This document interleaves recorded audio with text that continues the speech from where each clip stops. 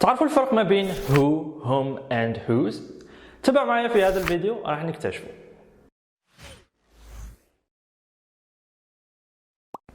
Assalamu alaikum. Hello everyone. This is your teacher Mr. Ramzi. Today we're going to learn how to use who, whom and whose.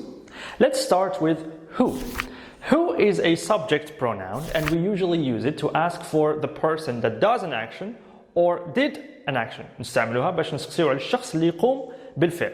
For example, who is writing the lesson? شكون اللي راهو يكتب في الدرس الآن؟ I am. أنا اللي راني نكتب. You are. أنت اللي راك تكتب. Okay. Number two, we have whom. Whom is an object pronoun and we usually use it to ask for the person that receives an action or received an action.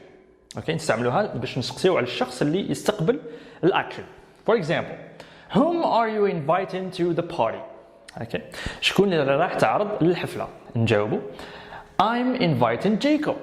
في الحالة هذه Jacob هو اللي راح يستقبل الدعوة تاعي. Okay. نقدروا نعوضوه بالobject pronoun him.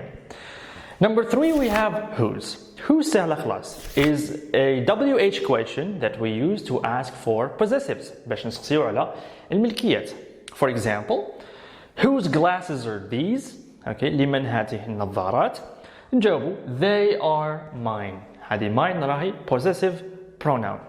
Thank you so much for watching this video. نتمنى تكونوا استفدتوا معنا ونتلاقاو إن شاء الله في فيديو جايين بحول الله. سلام.